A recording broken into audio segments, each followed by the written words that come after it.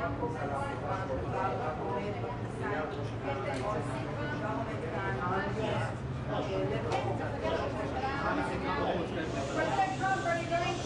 great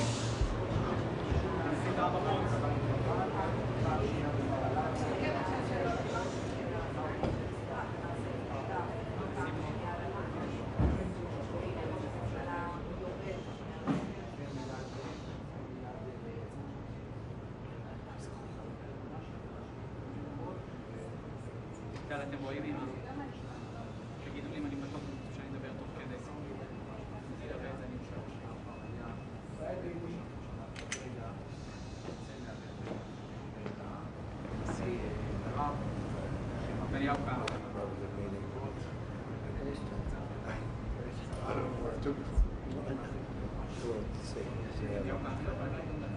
Does anybody recognize this man? Not too many people. They've been very fair, actually, for the last 3 days. President Trump, are you going to have a green light for another attack in Iran?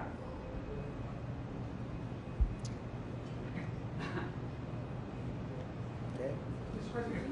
Go ahead. Mr. President, how quickly should you folks move to phase 2 of the peace plan for Gaza? As quickly as we can, but there has to be a disarmament. You know that we have to disarm with Hamas. So one of the things we'll talk about certainly, but there has to be a disarming of Hamas. Otherwise, very quickly. Yeah. Can you say anything more about the explosion in Venezuela that you mentioned in a radio interview? Did the military do that? Can you share any more details about Well, it doesn't matter, but there was a major explosion in the dock area where they load the boats up with drugs. They load the boats up with drugs. So we hit all the boats, and now we hit the area. It's the implementation area. That's where they implement, and that is no longer around. Is that the only strike that the U.S. has done? I don't want to comment on it. President Trump, yesterday there was an explosion overnight, and the Russians say that Ukraine tried to hit the residence of President Putin. Do you have any information? No, I don't know about it, actually, and I don't, I just heard about it, actually, but I don't know about it. No. Did you speak with That would be too bad. That would not be good. What was the outcome of your telephone call with President Putin this I had a morning? very good talk this morning. I waited till this morning because it was pretty late by the time we finished, like 2:30 in Russia, 2:30 in the morning. And we had a very good talk. We spoke at 8 o'clock in the morning hour time, and it was a very productive talk. I mean, we have a few very thorny issues, as you can imagine. He knows about thorny issues probably better than anybody in the world, but it's working out. We have a couple of issues that we're going to get resolved, hopefully, and if we get them resolved, you're going to have peace. You're going to have Ukraine. They're losing 26,000 soldiers a month. Can you believe it? A month, 26,000 young, beautiful soldiers, and plus some people in Kiev, and relatively small, but a lot, still people, and it's a lot of people. But 26,000 soldiers were killed last month. Yes, please. President Trump, are you going to allow Turkish forces, or do you expect Turkish forces to be stationed in Gaza?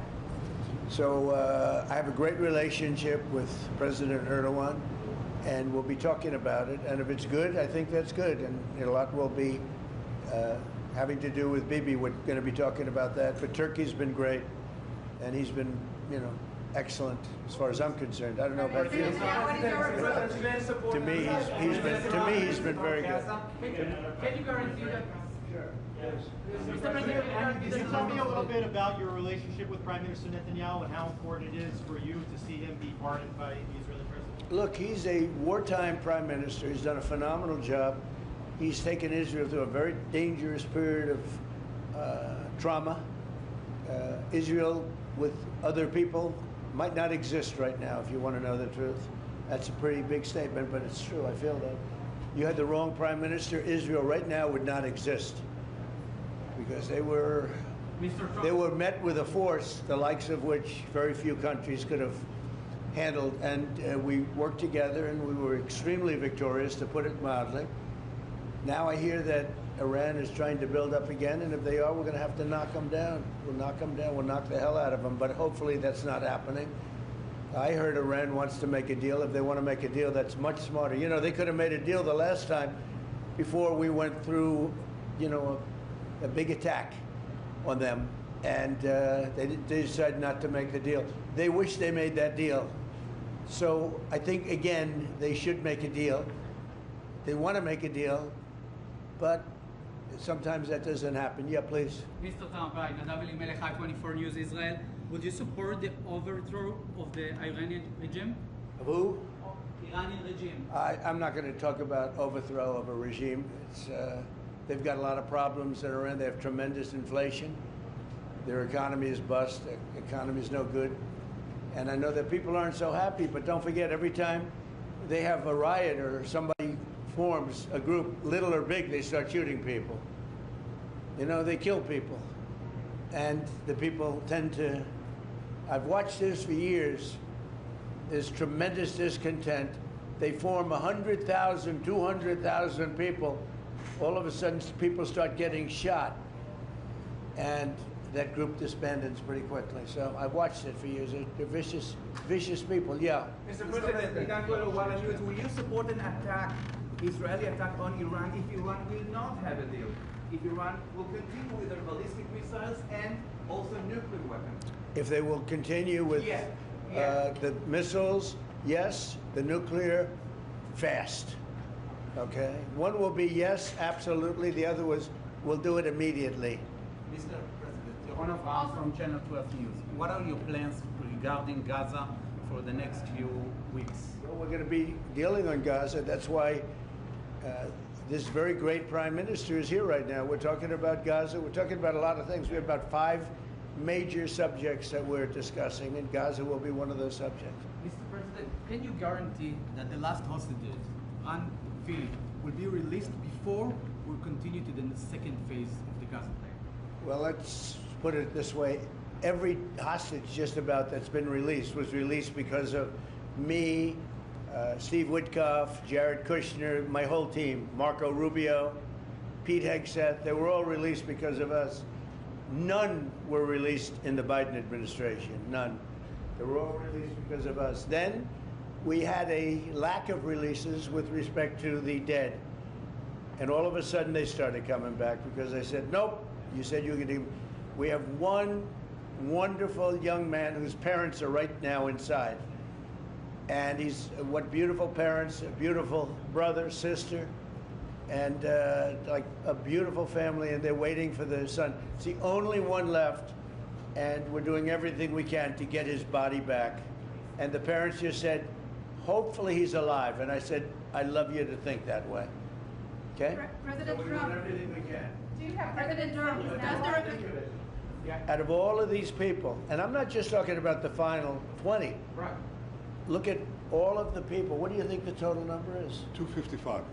255. 254 came out, one more. Think of that. And we got them all. President Trump, does the reconstruction of Gaza, President Trump, does the reconstruction of Gaza, does the reconstruction of Gaza will begin even before Hamas is disarmed? I think it's going to begin pretty soon, yeah. Before Hamas is He's disarmed? looking forward to it, so am I. Look, what a mess. What a mess it is. And it's been a mess for centuries, really. It's been a mess for a long time. It's seems to be born for that, but we're gonna straighten it out. No, we're already starting certain things. We're doing things for sanitary conditions and others. But Gaza's a tough place. You know the expression, it's a tough neighborhood. That's truly a tough neighborhood. Yeah, you had a question in the back? Go ahead. Yeah, please, go ahead. I'll ask about the relationship between you and the Prime Minister. What about it?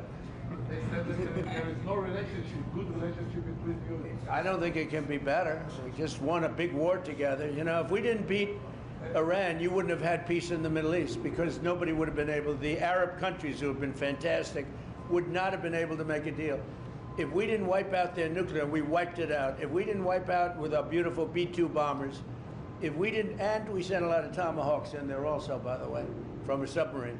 And what about the pardon that the president of Israel needs to give the prime minister?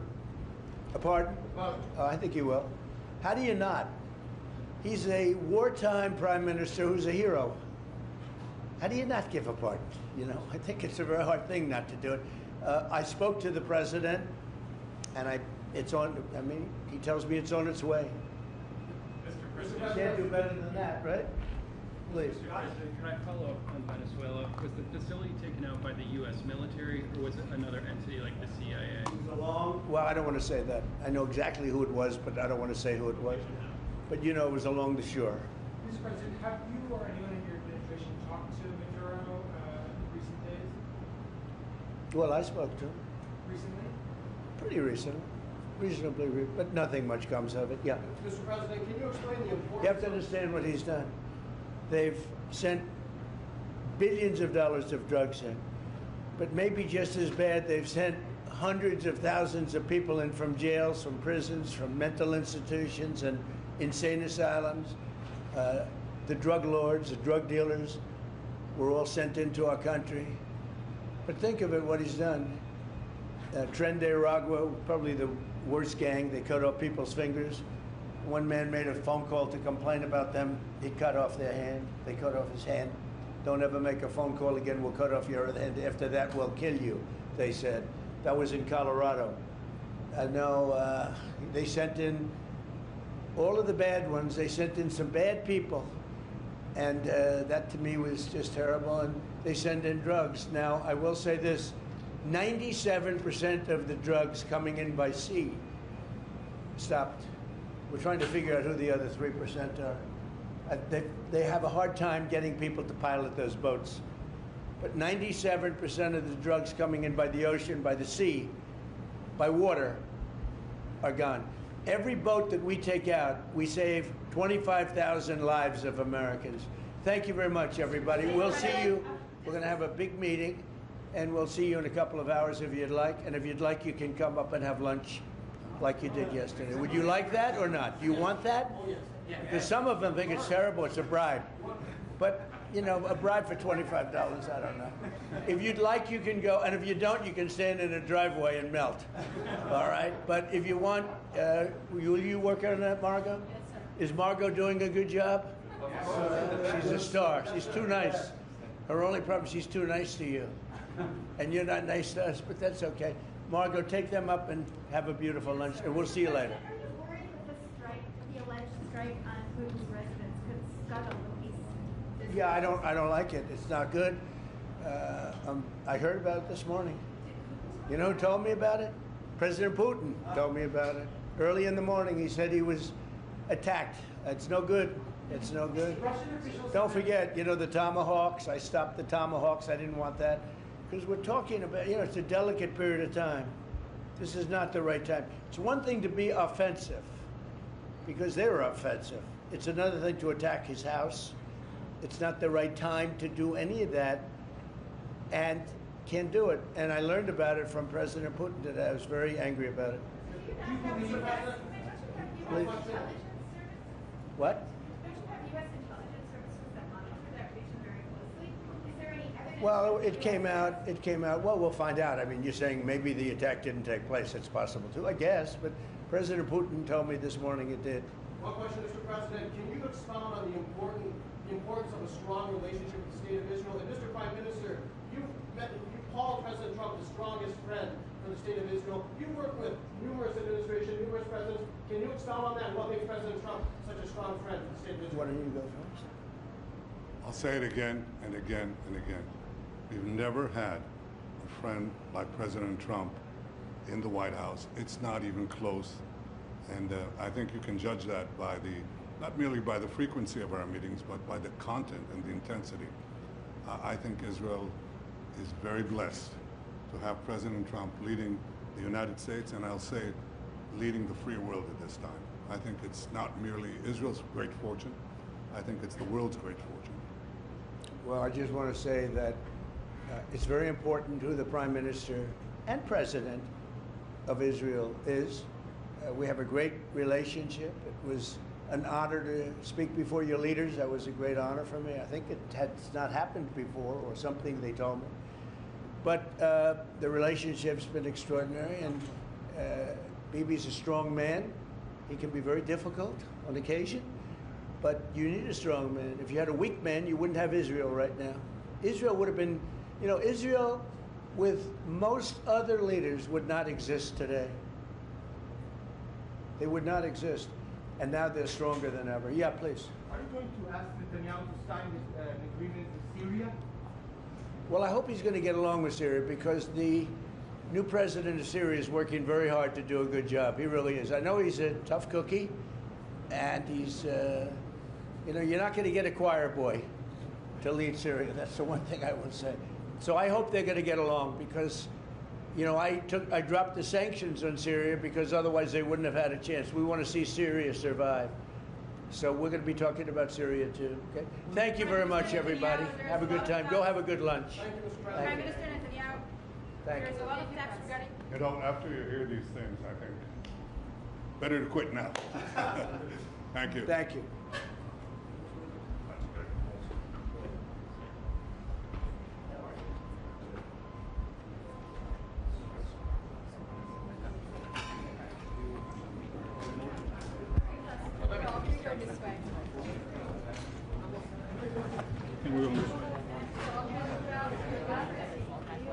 Wait, hold on. Hold on.